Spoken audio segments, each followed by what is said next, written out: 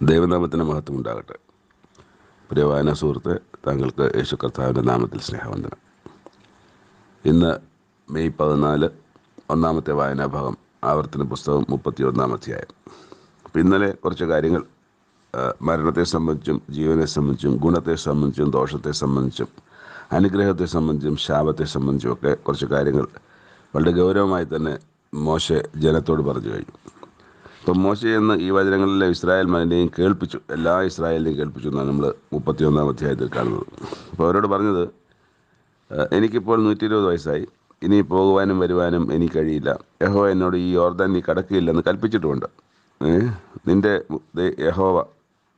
ദൈവമായ യഹോവ തന്നെ നിനക്ക് മുമ്പായി കടന്നു പോകും. അത് ഇവരോട് പറയുകയാണ്, ഞാൻ നിങ്ങളുടെ കൂടെ ഇല്ല, പക്ഷേ ദൈവം നിങ്ങൾക്ക് മുമ്പായി തന്നെ കടന്നു പോകും. അപ്പോൾ നിങ്ങൾ ചെല്ലുന്ന ദേശത്തൊക്കെ നിങ്ങൾക്കെതിരെ നിൽക്കുന്ന ജാതികളൊക്കെ ദൈവം തന്നെ നശിപ്പിക്കും. നീ അവരുടെ ദേശം കൈവശമാക്കുകയും ചെയ്യും. അപ്പം ഞാനല്ല, നിങ്ങൾക്ക് യോശുവയാണ് ഇനി നായകനായിട്ട് നിങ്ങൾക്ക് മുമ്പ് ഉണ്ടാകുക. എനിക്ക് പകരം യോശുവ നിങ്ങളുടെ കൂടെ നിങ്ങൾക്ക് മുമ്പായി നായകനായിട്ടുണ്ടാകും. അപ്പം അമോര്യ രാജാവായ സീഹോനോടും പിന്നെ മറ്റൊരു അമോര്യ രാജാവ് ഓഗിനോടും ഒക്കെ അവരുടെ ദേശത്തൊക്കെ ചെയ്തതുപോലെ യഹോവ ഇനിയും വരാനിരിക്കുന്ന ദേശങ്ങളിൽ അവരോടും ചെയ്യും. ബലവും ധൈര്യമുള്ളവരായിരിക്കും, അവരെ പേടിക്കരുത്, ഭ്രമിക്കുകയും വരുത്. നിരതമായ യഹോവ തന്നെ നിന്നോട് കൂടെ പോരുന്നു, അവൻ നിന്നെ കൈവിടുകയില്ല, ഉപേക്ഷിക്കുമില്ല. ഇതാണ് പറയുന്നത്. പിന്നെ യോശുവയെ വിളിച്ചിട്ട് യോശുവയോട് പറഞ്ഞു, ബലവും ധൈര്യമുള്ളവരായിരിക്കാം, യഹോവയെ ജനത്തിന് കൊടുക്കുമെന്ന് അവരുടെ പിതാക്കന്മാരോട് സത്യം ചെയ്ത ദേശത്തേക്ക് നീ അവരോട് കൂടെ ചെല്ലും. അതിനെ അവർക്ക് നീ വിഭാഗിച്ചു കൊടുക്കും. അതാണ് യോശുവയുടെ ഉത്തരവാദിത്വം. ഒരു പ്രധാന ഉത്തരവാദിത്വം അതായിരുന്നു. അവർക്ക് ദേശം വിഭജിച്ചു കൊടുക്കുന്ന ഉത്തരവാദിത്വം അത് യോശുവയ്ക്കുള്ളതായിരുന്നു. യോശുവയാണ് അത് ചെയ്തത്. യഹോവ തന്നെ നിനക്ക് മുമ്പായി നടക്കുന്നു, അവൻ നിന്നോടുകൂടെ ഇരിക്കും, നിന്നെ കൈവിടുകയില്ല, ഉപേക്ഷിക്കുകയുമില്ലാതെ. പേടിക്കരുത്, ഭ്രമിക്കുകയും വരുത്. പല കാര്യങ്ങളും ഫേസ് ചെയ്യേണ്ടി വരും. അപ്പോഴൊന്നും നീ പേടിക്കുകയോ ഭ്രമിക്കുകയോ ഒന്നും ചെയ്യരുത്. കാരണം ദൈവം നിൻ്റെ കൂടെ ഉണ്ട്. അതുകൊണ്ട് നിനക്ക് അങ്ങനെ വിഷമിക്കേണ്ട കാര്യങ്ങളൊന്നുമില്ല. എന്നിട്ട് ലേവ്യരായ പുരോഹിതന്മാരെയും ഇസ്രായേലിൻ്റെ എല്ലാ മൂപ്പന്മാരെയും ഏൽപ്പിച്ച് യഹോവ അവരോട് കൽപ്പിച്ചത് എന്തെന്നാൽ, 7 സംവത്സരം കൂടുമ്പോൾ വിമോചന സംവത്സരത്തിൻ്റെ കൂടാരപ്പെരുന്നാളിൽ ഇസ്രായേൽ മുഴുവനും തൻ്റെ ദൈവമായ യഹോവയുടെ സന്നിധിയിൽ അവൻ തിരഞ്ഞെടുക്കുന്ന സ്ഥലത്ത് വരുമ്പോൾ ഈ ന്യായപ്രമാണം എല്ലാ ഇസ്രായേലും കേൾക്കുക അവരുടെ മുമ്പാകെ വായിക്കണം. അപ്പം കൂടാരപ്പെരുന്നാളിൻ്റെ സമയത്ത്, ബാക്കിയുള്ള സമയങ്ങളിൽ എപ്പോഴൊന്നും എഴുതപ്പെട്ടിട്ടുണ്ടെന്ന് എനിക്ക് ഓർമ്മയില്ല. എന്തായാലും ഈ കൂടാരപ്പെരുന്നാളിൻ്റെ സമയത്ത് വരുമ്പോൾ എല്ലാ ഇസ്രായേലും കേൾക്കുക അവരുടെ മുമ്പാകെ ന്യായപ്രമാണ പുസ്തകത്തിലെ കാര്യങ്ങളൊക്കെ വായിച്ച് കേൾപ്പിക്കണമെന്ന് പറയാണ്. പുരുഷന്മാരും സ്ത്രീകളും കുട്ടികളും നിൻ്റെ പട്ടണത്തിലെ പരദേശിയും കേട്ടുപഠിച്ച് നിങ്ങളുടെ ദൈവമായ യഹോവയെ ഭയപ്പെട്ട് ഈ ന്യായപ്രമാണത്തിലെ വചനങ്ങളൊക്കെയും പ്രമാണിച്ച് നടക്കേണ്ടതിനും അവയെ അറിഞ്ഞിട്ടില്ലാത്തവരുടെ മക്കൾ കേൾക്കേണ്ടതിനും നിങ്ങൾ യോർദാൻ കടന്ന് ചെന്ന് കൈവശമാക്കുവാൻ ചെല്ലുന്ന ദേശത്ത് നിങ്ങളുടെ ആയുഷ്കാലമൊക്കെ നിങ്ങളുടെ ദൈവമായ യഹോവയെ ഭയപ്പെടുവാൻ പഠിക്കേണ്ടതിനും ജനത്തെ വിളിച്ചു കൂട്ടണം. അപ്പോൾ ഇതൊരു പ്രോസസ്സ്, എല്ലാ വർഷവും നടക്കേണ്ട പ്രോസസ്സാണ്. കാരണം ഓരോ സമയവും പുതിയ പുതിയ തലമുറകൾ വരും. ആ തലമുറകൾക്ക് മുതിർന്നു വരുന്ന കുഞ്ഞുങ്ങൾ, അവർക്കെല്ലാവർക്കും മാത്രമല്ല ഈ കേട്ടിട്ടുള്ളവർക്ക് തന്നെ വീണ്ടും അത് കേട്ട് തെറ്റിപ്പോയതിൽ നിന്ന് തിരിച്ചു വരുവാനുമൊക്കെ ഇത് ഗുണകരം. കാരണം അന്ന് എല്ലാവരുടെ കയ്യിലും ഈ ന്യായപ്രമാണ പുസ്തകമില്ല. ന്യായപ്രമാണ പുസ്തകം ഒരു പുസ്തകമേ അന്നുള്ളൂ.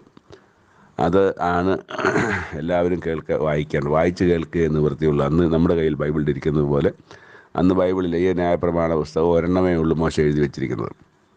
അപ്പം അത് വർഷാവർഷം വായിച്ച് കേൾക്കുക നിവൃത്തിയുള്ളൂ. അത് ഹൃദയത്തിൽ, അതല്ലേ പറയുന്നത്, നെറ്റിമേലും കൈമേലും ഹൃദയത്തിലുമൊക്കെ ഇരിക്കണമെന്ന് പറയുന്നത് അതുകൊണ്ടാണ്. കാരണം ഇത് എഴുതി അന്നൊന്ന് വായിച്ച് നമുക്കുള്ള സൗകര്യം അന്ന് അവർക്കില്ല. അന്ന് അവർക്ക് കേട്ടത് ഓർത്തു വെക്കുക എന്നുള്ളത് മാത്രമാണ് അവർക്കുള്ള വഴി. എന്നിട്ട് അനന്തരം മോശയോട്, നീ മരിപ്പാനുള്ള സമയം അടുത്തിരിക്കുന്നു. ദൈവം മോശയോട് പറയുന്നതാണ്, ഞാൻ യോശുവയ്ക്ക് കൽപ്പന കൊടുക്കേണ്ടതിന് അവനെ വിളിച്ച് നിങ്ങൾ സമാഗമന കൂടാരത്തിൽ, അപ്പോൾ രണ്ടുപേരും കൂടെ സമാഗമന കൂടാരത്തിൽ വരുവാൻ പറയുന്നു. അപ്പോൾ മോശയും യോശുവയും സമാഗമന കൂടാരത്തിൽ ചെന്ന് നിന്നു. അപ്പോൾ യഹോവയുടെ മേഘസ്തംഭത്തിൽ കൂടാരത്തിൽ പ്രത്യക്ഷനായി. അപ്പം മേഘം കണ്ട് കവർ ചെയ്തു. എന്നിട്ട് മോശയോട് അരുളി ചെയ്തത് എന്തെന്നാൽ, നീ നിൻ്റെ പിതാക്കന്മാരെ പോലെ ഇത് അവരോട് മാത്രം പറയുന്നതാണ്, ജനം കേൾക്കുന്നില്ല. എല്ലാ കാര്യങ്ങളും ജനം കേൾക്കുന്നില്ല, ശരി തന്നെയാണ്. ജനം പറഞ്ഞ കാര്യങ്ങളുമുണ്ട്, എന്നാൽ മിക്കവാറും സമയങ്ങളിൽ ജനം കേൾക്കുന്നില്ല. അപ്പോൾ ഇവിടെ ഇവരോട് മാത്രമായി പറയുന്നതാണ്, നീ നിൻ്റെ പിതാക്കന്മാരെ പോലെ നിദ്ര പ്രാപിക്കും. എന്നാൽ ഈ ജനം പാർപ്പാൻ ചെല്ലുന്ന ദേശത്തിലെ നിവാസികളുടെ അന്യദൈവങ്ങളെ ചെന്ന് പരസംഗം ചെയ്യുകയും, കണ്ടോ, ഈ ജനത്തെ സംബന്ധിച്ച് കൃത്യമായി ദൈവത്തിനറിയാം. അവിടെ ചെന്ന് അന്യദൈവങ്ങളുടെ പരസംഗം ചെയ്യുകയും എന്നെ ഉപേക്ഷിച്ച് ഞാൻ അവരോട് ചെയ്തിട്ടുള്ള എൻ്റെ നിയമം ലംഘിക്കുകയും ചെയ്യും. എൻ്റെ കോപം അവരുടെ മേൽ ജ്വലിച്ചിട്ട് ഞാൻ അവരെ ഉപേക്ഷിക്കുകയും എൻ്റെ മുഖം അവർക്ക് മറയ്ക്കുകയും ചെയ്യും. അവർ നാശത്തിന് ഇരയായിത്തീരും. അനേകം അനർത്ഥങ്ങളും കഷ്ടങ്ങളും അവർക്ക് ഭവിക്കും. നമ്മുടെ ദൈവം നമ്മുടെ ഇടയിൽ ഇല്ലായകൊണ്ടല്ലോ ഈ അനർത്ഥങ്ങൾ നമുക്ക് സംഭവിച്ചത് എന്ന് അവർ അന്ന് പറയും. എങ്കിലും അവർ അന്യദൈവങ്ങളുടെ അടുക്കിലേക്ക് തിരിഞ്ഞ് ചെയ്തിട്ടുള്ള സകല ദോഷവും നിമിത്തവും ഞാൻ അന്ന് എൻ്റെ മുഖം അവർക്ക് മറച്ചു കളയും. അപ്പോൾ ദൈവത്തിന് തന്നെ നല്ല ബോധ്യമുള്ളൊരു കാര്യമാണ്. ഇപ്പം മോശയ്ക്കും അഹരോനും യോശുവയ്ക്കും അത് അറിയണമെന്നില്ല. അപ്പോൾ അവർ ഈ ജനം നന്നായി നടക്കും, നന്നായി അവിടെ ജീവിക്കും എന്നൊക്കെ ആയിരിക്കും ചിന്തിക്കുന്നത്. അപ്പോൾ അവരോട് പറയുകയാണ്, ഈ ജനം അവിടെ ചെല്ലുമ്പോൾ കൂടുതൽ പരസംഗം ചെയ്യും, അവിടുത്തെ ജാതികളോട് കൂടെ ചേരും, അവിടുത്തെ ദൈവങ്ങളെ, അവരുടെ ജീവനില്ലാത്ത ദൈവങ്ങളെ അന്വേഷിച്ച് പോകും, അവർക്ക് ധൂപം കത്തിക്കും, മാലയിടും, മറ്റു കാര്യങ്ങളൊക്കെയും ചെയ്യും. അങ്ങനെ ഇവർ ചെയ്യുമ്പോൾ അവർക്ക് അനർത്ഥം വരുത്തും. അവർ എന്നെ വിട്ട് പിന്മാറുമ്പോൾ ഞാൻ അവരെ ശിക്ഷിക്കും.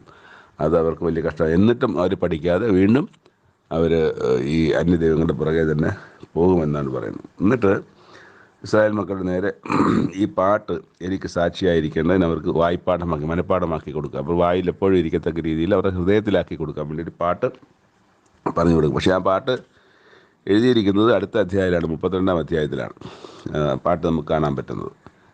എന്നിട്ട് ഇസ്രായേൽ മക്കളെ പാട്ട് എഴുതി പഠിപ്പിച്ചു എന്നവിടെ എഴുതിയിട്ടുണ്ട്. പക്ഷേ അത് പാട്ട് കിടക്കുന്നത് 32-ാം അധ്യായത്തിലാണ്.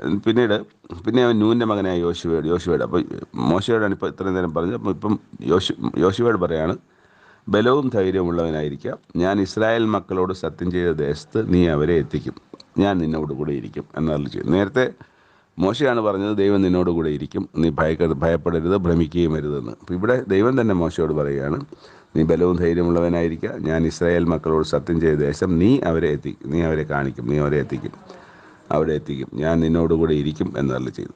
അപ്പം അങ്ങനെ ദൈവത്തിൻ്റെ ഒരു ഇടപെടൽ അല്ലെങ്കിൽ ഒരു ധൈര്യപ്പെടുത്തൽ മോശയ്ക്കും പ്രധാനമായും യോശുവയ്ക്ക് ദൈവത്തിൽ നിന്ന് തന്നെ ലഭിക്കുകയാണ്. ഇവിടെ ഈ ന്യായപ്രമാണ പുസ്തകം എടുത്ത് നിങ്ങളുടെ ദൈവമായ യഹോവയുടെ നിയമപെട്ടകത്തിന് അരികെ വെപ്പിൻ എന്ന് മോശെ ലേവിയരോട് പറഞ്ഞു. ഇത് കഴിഞ്ഞു, ആ സമാഗമം കഴിഞ്ഞു, അവർ പുറത്ത് വന്നു. അത് കഴിഞ്ഞിട്ട് മോശെ പറയുകയാണ്, ന്യായപ്രമാണ പുസ്തകം എടുത്ത് നിങ്ങളുടെ ദൈവത്തിൻ്റെ പെട്ടകത്തിന് അരികെ വെപ്പിൻ. പെട്ടകത്തിനകത്ത് ഇപ്പോൾ എന്തൊക്കെയുണ്ടെന്ന് ഓർമ്മയുണ്ടോ? പെട്ടകത്തിനകത്ത് മന്ന ഇട്ട് വെച്ചിരുന്ന പാത്രം, അതുപോലെ തന്നെ അഹരോൻ്റെ തളിർത്ത വടി ഒക്കെ ഇന്ന് പെട്ടകത്തിനകത്തുണ്ട്. അപ്പം അതിൻ്റെ കൂടെ ഇരിക്കേണ്ടതാണ് ഈ ന്യായപ്രമാണ പുസ്തകം. ഇപ്പം ന്യായപ്രമാണ പുസ്തകം ആ പെട്ടകത്തിന് അടുത്ത് ചേർത്ത് വെക്കാൻ പറയുകയാണ്. അത് നിൻ്റെ നേരെ സാക്ഷിയായിരിക്കും. നിൻ്റെ മത്സര സ്വഭാവവും ദുശാഠ്യവും എനിക്കറിയാം. ഇതാ ഞാൻ ഇന്ന് നിങ്ങളോട് ജീവിച്ചിരിക്കുമ്പോൾ തന്നെ, മോശ പറയാണ്, ഞാൻ നിങ്ങളോടുകൂടി ജീവിച്ചിരിക്കുമ്പോൾ തന്നെ നിങ്ങൾ യഹോവയുടെ മത്സരികളായിരിക്കുന്നു. എൻ്റെ മരണശേഷം എന്നാൽ എൻ്റെ മരണശേഷം എത്ര അധികമായിരിക്കും ഞാൻ ജീവിച്ചിരിക്കുമ്പോഴേ ഇങ്ങനെയാണെങ്കിൽ നിങ്ങളുടെ ഗോത്രങ്ങളെല്ലാ മൂപ്പന്മാരെയും പ്രമാണികളെയും എൻ്റെ അടുക്കൽ വിളിച്ചു കൂട്ടുവിൻ. അപ്പോൾ ഇവിടെ ദൈവം ഉറപ്പായിട്ട് പറഞ്ഞിരിക്കുകയാണല്ലോ, ഇവർ ഭാവിയിൽ ഇങ്ങനെയൊക്കെ ആയിരിക്കുമെന്ന്. അതുകൊണ്ട് അത് നന്നായി ഇപ്പം മോശയ്ക്കറിയാം, ഇവർ വളരെ നിഗളികളായി, വളരെ മത്സരികളായി, അന്യദൈവങ്ങളുടെ പുറകെ പോകുന്നവരായി ഒക്കെ മാറും എന്നുള്ളത്. എൻ്റെ മരണശേഷം നിങ്ങൾ വഷളത്വം പ്രവർത്തിക്കും എന്നും ഞാൻ നിങ്ങളോട് ആജ്ഞാപിച്ചിട്ടുള്ള വഴി വിട്ട് മാറിക്കളയും എന്നും എനിക്കറിയാം. അങ്ങനെ നിങ്ങൾ യഹോവയ്ക്ക് അനിഷ്ടമായുള്ളത് ചെയ്ത് നിങ്ങളുടെ പ്രവർത്തികളാൽ അവനെ കോപിപ്പിക്കുന്നത് കൊണ്ട് ഭാവി കാലത്ത് നിങ്ങൾക്ക് അനർത്ഥം ഭവിക്കും. ഇവിടെ നമ്മളൊരു കാര്യം ശ്രദ്ധിക്കണമെന്ന് എനിക്ക് തോന്നുന്നത്, ഇവിടെ ഇപ്പം ഈ ഒരു കാര്യത്തെ സംബന്ധിച്ച്, വരാനിരിക്കുന്ന കാര്യത്തെ സംബന്ധിച്ച് മോശ ഇപ്പം പറഞ്ഞു കൊടുക്കുകയാണ്. അപ്പം മോശ ദൈവമായിട്ടുള്ള സമാഗമനത്തിലാണ് ഈ ഒരു കാര്യം മോശയ്ക്ക് വെളിവാകുന്നത്.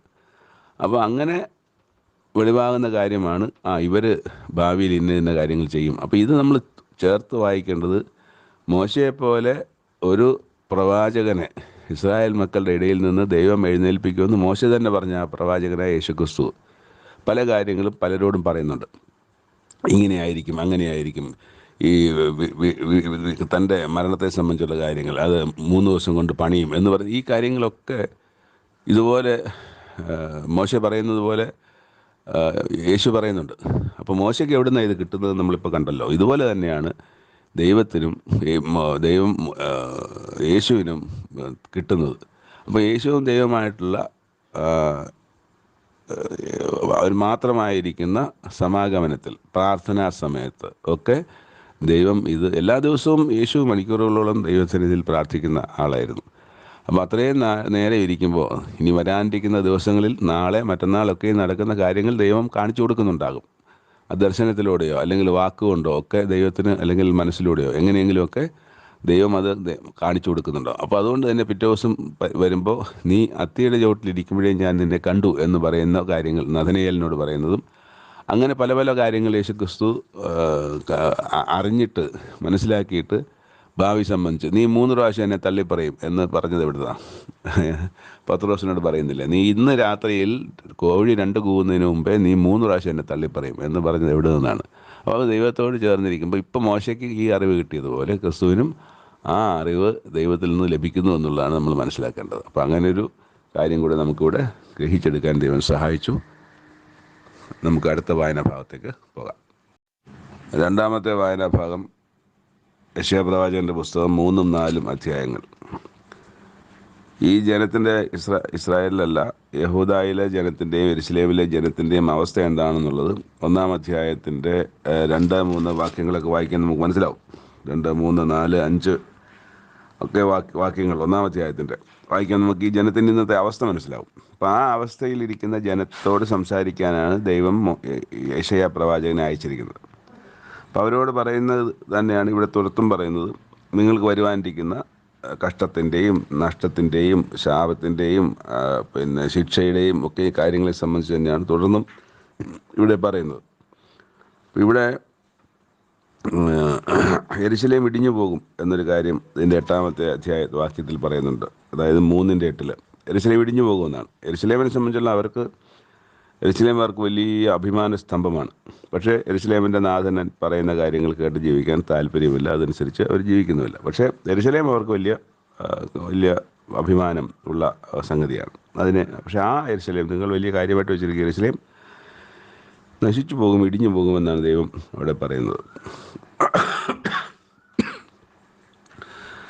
നീതിമാനെക്കുറിച്ച് അവന് നന്മ വരും എന്ന് പറയുവിൻ, തങ്ങളുടെ പ്രവർത്തികളുടെ ഫലം അവർ അനുഭവിക്കും. ദുഷ്ടൻ അയ്യോ കഷ്ടം, അവന് ദോഷം വരും, അവൻ്റെ പ്രവൃത്തിയുടെ ഫലം അവനും അനുഭവിക്കും. അപ്പം നല്ലവന് നല്ല അനുഭവങ്ങളും ദുഷ്ടൻ്റെ അനുഭവങ്ങളും വരും എന്ന് തന്നെയാണ് അവിടെ പറയുന്നത്. അവിടെ ഇസ്രായേൽ സിയോൻ പുത്രിമാരെ നിഗളിച്ച് നടക്കുന്ന കുറേ കുട്ടികളെ സംബന്ധിച്ച് അവിടെ പറയുന്നുണ്ട്.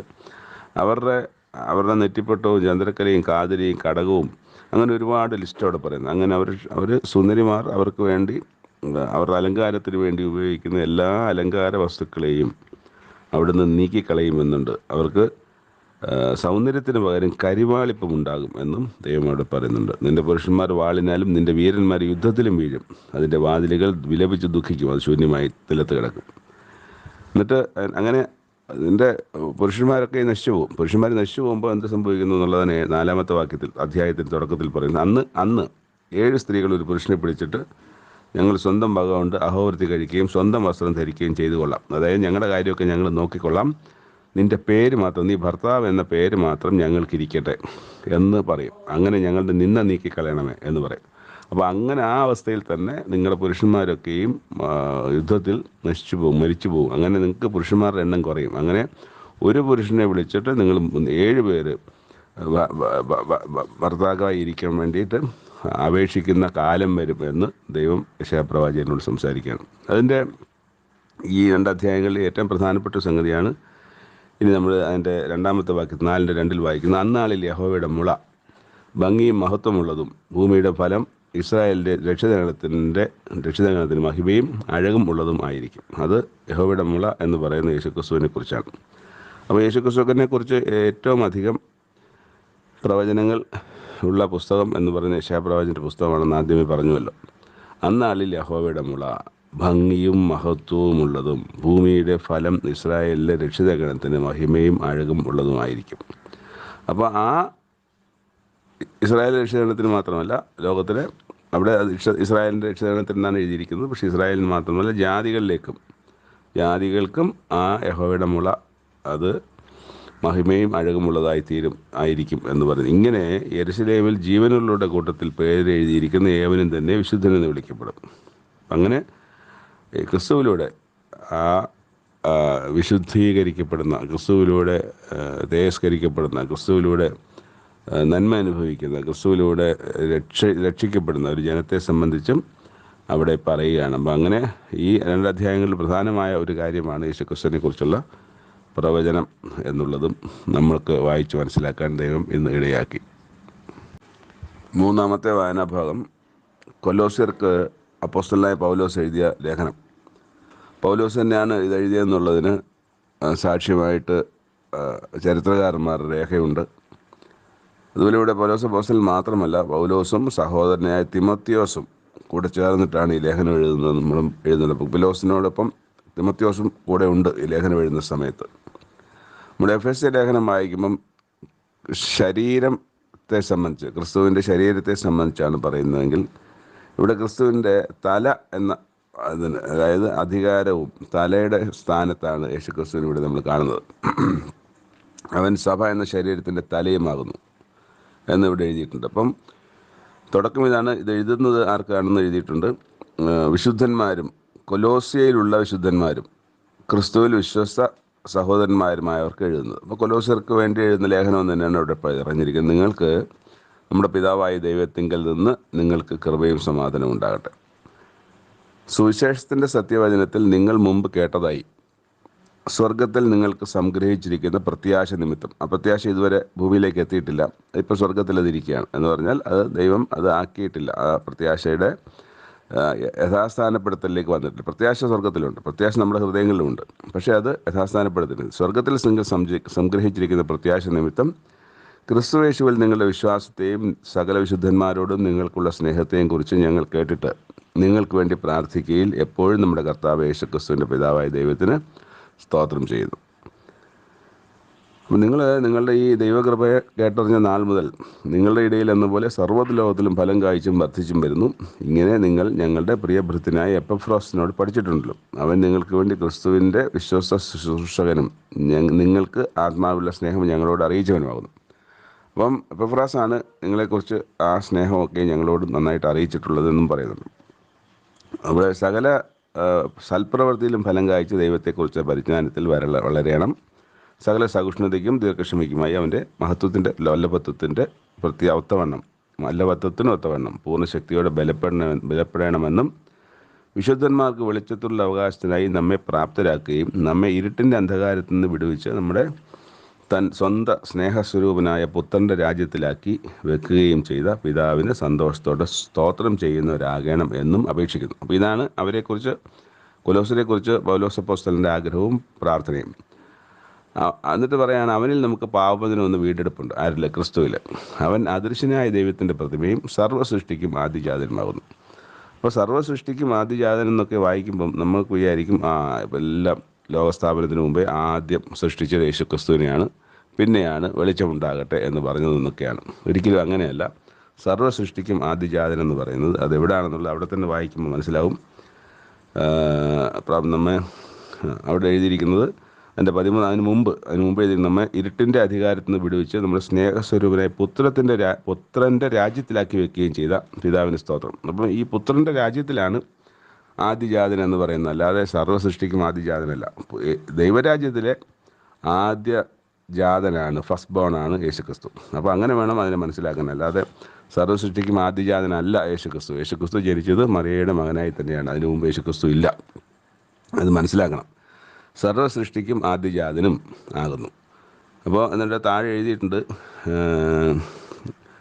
അവൻ സർവത്തിനും മുമ്പേ ഉള്ളവൻ, അവൻ സകലത്തിനും ആധാരമായിരിക്കുന്നു. അവൻ സഭ എന്ന ശരീരത്തിൻ്റെ തലയുമാകുന്നു. സകലത്തിനും താൻ മുമ്പനാകേണ്ടതിന് അവൻ ആരംഭവും മരിച്ചവരുടെ ഇടയിൽ നിന്ന് ആദ്യനായി എഴുന്നേറ്റവനാകുന്നു. ഇവിടെ കൃത്യമായി തന്നെ എഴുതിയിട്ടുണ്ട്, മരിച്ചവരുടെ ഇടയിൽ നിന്ന് ആദ്യനായിട്ട് എഴുന്നേറ്റവനാകുന്നു.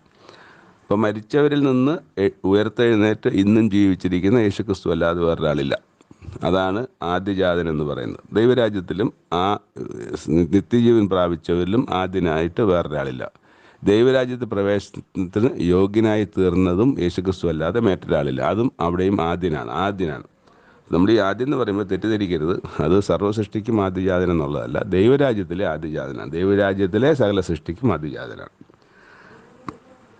പക്ഷേ ഇനി മറ്റു രീതിയിൽ പറയുകയാണെങ്കിലും അത് ശരിയാണ്. ദൈവത്തിൻ്റെ മനസ്സിൽ, പദ്ധതിയിൽ യേശുക്രിസ്തു ആദ്യം മുതലേ ഉണ്ട്. അങ്ങനെ ഒരു ആശയം അതിനകത്ത് വന്നാലും അതിനെ തെറ്റുതരണ്ട. പക്ഷേ ഒരു ഫിസിക്കലി ജീവിച്ചിരുന്ന യേശു ക്രിസ്തു അവിടെ എങ്ങുമില്ല. ദൈവത്തിൻ്റെ പദ്ധതിയിലും ദൈവത്തിൻ്റെ ഹൃദയത്തിലും ദൈവത്തിൻ്റെ മനസ്സിലും യേശു ക്രിസ്തു സകലത്തിന് മുമ്പേ ഉണ്ട് എന്ന് പറഞ്ഞാൽ അത് തെറ്റെന്ന് ഞാൻ പറയില്ല. അത് ശരി തന്നെയാണ്. യേശു ക്രിസ്തു ലോകസ്ഥാപനത്തിന് മുമ്പേ ക്രിസ്തു യേശുവിൽ നിങ്ങളെ തിരഞ്ഞെടുത്തുന്ന എഫെസ്യർ 1-ാം 4-5 വാക്യങ്ങൾ വായിക്കുന്നതിൽ സർവ്വ സൃഷ്ടിക്ക് മുമ്പേ, അതായത് ലോകസ്ഥാപനത്തിന് മുമ്പേ യേശു ക്രിസ്തുവിൽ തിരഞ്ഞെടുത്തുന്നത് യേശു ക്രിസ്തു ലോകസ്ഥാപനത്തിന് മുമ്പ് യേശു ക്രിസ്തു ദൈവത്തിൻ്റെ പദ്ധതിയിൽ ഉണ്ടെന്നുള്ളതാണ്. അപ്പോൾ ലോകസ്ഥാപനത്തിന് മുമ്പ് യേശു ക്രിസ്തു ഉണ്ടെന്ന് പറയുമ്പോൾ ദൈവത്തിൻ്റെ മനസ്സിൽ യേശു ക്രിസ്തു ലോകസ്ഥാപനത്തിന് മുമ്പ് എന്ന് പറയുന്ന ആശയത്തോട് ഞാൻ വിയോജിക്കില്ല. പക്ഷേ ഫിസിക്കലി ഒരു ശരീരം കൊണ്ട്, ഒരു ജീവൻ കൊണ്ട്, ഒരു മനുഷ്യനായി ജീവിച്ച യേശു ക്രിസ്തു ഒരിക്കലും ഉണ്ടായിട്ടില്ല. അത് മറിയയുടെ പുത്രനായി ജനിക്കും മുതലേ ഉള്ളൂ. അപ്പോൾ ഇവിടെ പറയുന്നത്, മനസ്സിലാക്കേണ്ടത്, സർവ്വസൃഷ്ടിക്കും ആദിജാതൻ എന്ന് പറയുന്നത് ദൈവരാജ്യത്തിലെ അല്ലെങ്കിൽ നിത്യജീവൻ പ്രാപിച്ച ആദിജാതൻ യേശുക്രിസ്തു മാത്രമാണ് എന്നുള്ളത്. അത് യേശുക്രിസ്തുവാണ് ആദിജാതൻ, ഉള്ളതെന്നുള്ളതല്ല, ആദിജാതൻ യേശുക്രിസ്തുവാണ്. അപ്പം അതിനെ അങ്ങനെ തന്നെ മനസ്സിലാക്കണം. അപ്പം ഇത് ആ മർമ്മം, അതിൻ്റെ അവസാനത്തിലേക്ക് ആ മർമ്മം മഹത്വത്തിൻ്റെ പ്രത്യാശയായ ക്രിസ്തു നിങ്ങളിൽ ഇരിക്കുന്നു എന്നുള്ളത് തന്നെ. അപ്പോൾ അവിടെ പറയുന്നത്, ഇപ്പോൾ ഞാൻ നിങ്ങൾക്ക് വേണ്ടിയുള്ള കഷ്ടാനുഭവത്തിൽ ശ്രദ്ധിക്കണേ, ഇപ്പോൾ ഞാൻ നിങ്ങൾക്ക് വേണ്ടിയുള്ള കഷ്ടാനുഭവങ്ങളിൽ സന്തോഷിച്ച് ക്രിസ്തുവിൻ്റെ കഷ്ടങ്ങളിൽ കുറവായുള്ളത് എൻ്റെ ജഡത്തിൽ സഭയാവിൻ്റെ ശരീരത്തിന് വേണ്ടി പൂരിപ്പിക്കുന്നു. അത് പൗലോസ് അപ്പോസ്തലൻ അനുഭവിക്കുന്ന കഷ്ടങ്ങളൊക്കെ ക്രിസ്തു അനുഭവിക്കേണ്ട കഷ്ടങ്ങളൊക്കെ ഞാൻ എൻ്റെ ശരീരത്തിൽ പൂരിപ്പിച്ചുകൊണ്ടിരിക്കുകയാണെന്നുള്ളൊരു മനോഭാവത്തിലാണ്. അതൊരു വലിയ മനോഭാവത്തിലാണ്. അതുകൊണ്ട് തന്നെ എന്ത് കഷ്ടം വന്നാലും സഹിക്കാനുള്ള, അത് കള്ളം പറയുന്നതല്ല, ഹൃദയത്തിൽ നിന്ന് പറയുന്നതാണ്. അപ്പോൾ അതുകൊണ്ട് തന്നെ എന്ത് കഷ്ടം വന്നാലും യേശുക്രിസ്തുവിന് വേണ്ടി, അല്ലെ യേശുക്രിസ്തുവിൻ്റെ ശരീരത്തിൽ അനുഭവിക്കേണ്ട കഷ്ടങ്ങളെ ഞാൻ എൻ്റെ ശരീരത്തിൽ പൂരിപ്പിക്കുന്നു എന്ന് പറയുന്ന ആ ഒരു ഉത്തമമായ ഒരു ചിന്തയിലൂടെയാണ് പൗലോസ് അപ്പോസ്തലൻ പോകുന്നത്. അത് കഴിഞ്ഞിട്ട് എഴുതിയിരിക്കുന്ന 25-ാമത്തെ വാക്ക്, നിങ്ങൾക്ക് വേണ്ടി ദൈവം എനിക്ക് നൽകിയിരിക്കുന്ന ഉദ്യോഗപ്രകാരം ദൈവവചന ഘോഷണം നിവർത്തീകരിക്കേണ്ടതിന് ഞാൻ സഭയുടെ ശുശ്രൂഷകനായിരിക്കുന്നു. അത് പൂർവ്വകാലങ്ങൾക്കും തലമുറകൾക്കും മറഞ്ഞു കിടന്ന മർമ്മം. കണ്ടോ, പഴയ നിയമകാലത്ത് ഞാൻ നേരത്തെ നമ്മൾ കഴിഞ്ഞ വായനയിൽ പറഞ്ഞല്ലോ. അപ്പം മറിഞ്ഞിരിക്കുന്നതൊക്കെ യഹോവയ്ക്ക് മറിഞ്ഞിരിക്കുന്നതൊക്കെയും ദൈവത്തിന് മറിഞ്ഞിരിക്കുന്നു. വെളിപ്പെടുന്നതോ അവൻ ന്യായപ്രമാണത്തിൽ പറഞ്ഞിരിക്കുന്ന കാര്യങ്ങളൊക്കെയും വെളിപ്പെട്ടിരിക്കുന്നു. അപ്പം ഈ ന്യായപ്രമാണം പൂർത്തീകരിക്കുന്നത് വെളിപ്പാട് പുസ്തകത്തിലൂടെയാണ് പൂർത്തീകരിക്കുന്നത്. അപ്പോൾ അതുവരെ എഴുതപ്പെട്ട കാര്യങ്ങൾ പല പല പല ഘട്ടങ്ങളിൽ ദൈവം വെളിപ്പെടുത്തിയ കാര്യങ്ങളുണ്ട്. അന്ന് നമ്മൾ വായിക്കുന്ന കാലത്ത് മറഞ്ഞിരുന്നവയാണെങ്കിൽ ഇന്ന് പലതും മറിഞ്ഞിട്ടില്ല. അപ്പോൾ അതുപോലെ ഒരു മർമ്മമാണ് ഇവിടെ പറയുന്നത്. അന്ന് മറിഞ്ഞു കിടന്ന മർമ്മം എങ്കിലും ഇപ്പോൾ അവൻ്റെ വിശുദ്ധന്മാർക്ക് വെളിപ്പെട്ടിരിക്കുന്നു. അവരോട് ജാതികളുടെ ഇടയിൽ ഈ മർമ്മത്തിൻ്റെ മഹിമാധനം എന്തെന്ന് അറിയിപ്പാൻ ദൈവത്തിന് ഇഷ്ടമായി. അപ്പോൾ ദൈവത്തിന് അതിന് സമയമായപ്പോൾ, അതിൻ്റെ സമയമായപ്പോൾ ആ മർമ്മം അത് ജനത്തിനോട് അറിയിക്കാൻ ദൈവത്തിന് ഇഷ്ടമായി. ദൈവം അത് തീരുമാനിച്ച് നടപ്പിലാക്കി. ആ മർമ്മം മഹത്വത്തിൻ്റെ പ്രത്യാശയായ ക്രിസ്തു നിങ്ങളിലിരിക്കുന്നു എന്നുള്ളത് തന്നെ. അപ്പോൾ അവിടെ ക്രിസ്തുവായിട്ട് ബന്ധപ്പെട്ടുള്ള മർമ്മത്തെ സംബന്ധിച്ചാണ് അവിടെ പറയുന്നത്. അത് ആ മർമ്മം നിങ്ങളുടെ ഇടയിൽ ക്രിസ്തു ഉണ്ട് എന്നുള്ളതാണ്. ക്രിസ്തു പണ്ട് ജാതികളുടെ ഇടയിൽ ഇല്ല. ജാതികളുടെ ഇടയിൽ ഇല്ലെന്നല്ല, അന്ന് പറയുമ്പം ഈ ഒരു വിശ്വാസത്തിലൂടെ ദൈവത്തിങ്കിലേക്ക് വരുവാൻ ജാതികൾക്ക് വ്യവസ്ഥയുണ്ടായിരുന്നു. അത് പരിച്ഛേദന കഴിച്ച് വരുന്ന ഒരു വ്യവസ്ഥയുണ്ട്. ആർക്ക് വേണമെങ്കിലും യഹൂദനാകാം, പരിച്ഛേദന കഴിച്ച് വരുന്നവർക്ക് വേണമെങ്കിൽ അതാകാം. അത് ആകാനുള്ള വ്യവസ്ഥ ഉണ്ടായിരുന്നു. ഇന്ന് അത് അങ്ങനൊരു വ്യവസ്ഥ പ്രകാരമല്ലല്ലോ നമ്മളാരും ഈ വിശ്വാസത്തിലേക്ക് വന്നത്. സൗജന്യമായി ലഭിക്കുന്ന വിശ്വാസമാണ് ഇവിടെ. അപ്പം അങ്ങനെ വിശ്വാസത്തിലൂടെ ആ മർമ്മം വിശ്വാസത്തിലൂടെ വരുന്ന ഒരു അവസ്ഥയാണ് ഇന്നുള്ളത്. അന്നത്തെ ശരീരത്തിൽ അങ്ങനെ ഒരു ഒരു അടയാളം രേഖപ്പെടുത്തേണ്ട കാര്യം ഇന്നില്ല. അപ്പം അങ്ങനെ ആ മർമ്മം മഹത്വത്തിൻ്റെ പ്രത്യാശയായ ക്രിസ്തു നിങ്ങളിൽ ഇരിക്കുന്നു എന്നുള്ളത് തന്നെയാണ്. അവനെ ഞങ്ങൾ അറിയിക്കുന്നതിൽ ഏത് മനുഷ്യനെയും ക്രിസ്തുവിൽ തികഞ്ഞവനായി നിർത്തേണ്ടതിന് ഏത് മനുഷ്യനെയും പ്രബോധിപ്പിക്കുകയും ഏത് മനുഷ്യനോടും സകല ജ്ഞാനത്തോടും കൂടി ഉപദേശിക്കുകയും ചെയ്യുന്നു. അതിനായി ഞാൻ എന്നിൽ ബലത്തോടെ വ്യാപരിക്കുന്ന അവൻ്റെ വ്യാപാര ശക്തിക്ക് ഒത്തവണ്ണം പോരാടിക്കൊണ്ട് അധ്വാനിക്കുന്നു. അപ്പോൾ ഇവിടെ ഈ മർമ്മം എന്ന് പറഞ്ഞ യേശുക്രിസ്തു പല കാലങ്ങളിൽ പറഞ്ഞുകൊണ്ടിരുന്ന അത് ഒരു മർമ്മം ഇത് പറയുന്നുണ്ടല്ലോ. മോശെ പറയുന്നത്, അത്യുന്നതനായ ദൈവം നിങ്ങളുടെ ഇടയിൽ നിന്ന് എന്നെപ്പോലെ ഒരു പ്രവാചകനെ എഴുന്നേൽപ്പിച്ചു തരും, നിങ്ങൾ അവൻ്റെ വാക്ക് കേൾക്കേണ്ടതാവുന്നു. അങ്ങനെ എഴുതി പറയുമ്പം അന്ന് അവിടെ എഴുതിയിരിക്കുന്ന ആ മോശെ പറഞ്ഞ കാര്യത്തിൽ ഒരുപാട് പ്രവാചകന്മാർ വന്നല്ലോ. അതിലേത് പ്രവാചകനാണെന്ന് എന്തെങ്കിലും വെളിപ്പെട്ടോ? വെളിപ്പെട്ടില്ല. ഒരുപാട് പ്രവാചകന്മാർ വന്നു, എന്നെപ്പോലെ അത് ഇസ്രായേൽ ജനത്തിൻ്റെ ഇടയിൽ നിന്ന് തന്നെയാണ് പുറപ്പെട്ടു വന്ന പ്രവാചകന്മാർ. ആ പ്രവാചകന്മാരെ ആരെക്കുറിച്ചെങ്കിലും ആയിരുന്നു? അല്ലല്ലോ. അത് യേശുക്രിസ്തുവിനെ കുറിച്ചായിരുന്നു. അതെപ്പോഴാണ് വെളിപ്പെട്ട് വരുന്നത്? ആ വെളിപ്പെട്ട് വരുന്ന കാലമാണ് പുതിയ നിയമത്തെ കാലത്തിലാണ് അതാണെന്ന് ദൈവം വെളിപ്പെടുത്തുന്നത്. അപ്പോൾ അത് അങ്ങനെ തന്നെ അത് മനസ്സിലാക്കണം. അതുപോലെ നേരത്തെ പറഞ്ഞ കാര്യം, ആദിജാതൻ എന്ന് പറയുന്നത് സർവ്വ സൃഷ്ടിക്കും ആദത്തിന് മുമ്പേ ഉണ്ടായിരുന്നവനെന്നല്ല, മൃഗങ്ങളും പക്ഷികളും ഉണ്ടാകുന്നതിന് മുമ്പുണ്ടായിരുന്നവനെന്നല്ല, മറിച്ച് വൃക്ഷങ്ങളും വള്ളിച്ചെടികളും ഒക്കെ ഉണ്ടാകുന്നതിന് മുമ്പെന്നല്ല, സമുദ്രവും അല്ലെങ്കിൽ ഭൂമിയും ഉണ്ടാകുന്നതിന് മുമ്പെന്നുള്ളതല്ല, വെളിച്ചത്തിനും അല്ലെങ്കിൽ ഇരുട്ടിനും മുമ്പേ ഉണ്ടായിരുന്നവനെന്ന അർത്ഥത്തിലല്ല, മറിച്ച് ദൈവരാജ്യത്തിലെ അല്ലെങ്കിൽ നിത്യജീവൻ പ്രാപിച്ച ആദ്യത്തെ ആൾ എന്ന അർത്ഥത്തിലാണ് ആദ്യജാതൻ എന്ന് പറയുന്നത്. ഗ്രഹിക്കണം. ദൈവം സഹായിക്കട്ടെ. പുതിയ ലോകം വിശ്വസിക്കുന്ന കാര്യമല്ല ഞാനിപ്പോൾ പറഞ്ഞത്.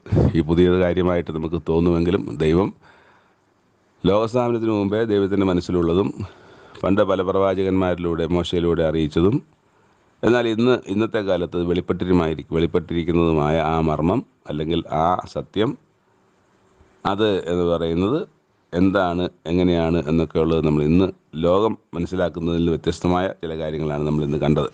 അത് വചനപ്രകാരം അങ്ങനെ തന്നെയാണോ അല്ലയോ എന്ന് പരിശോധിക്കുക, അതിൽ നിൽക്കാൻ ശ്രമിക്കുക, സത്യത്തിൽ നിന്ന് നിൽക്കാൻ ശ്രമിക്കുക. സത്യം നിങ്ങളെ സ്വതന്ത്രരാക്കും.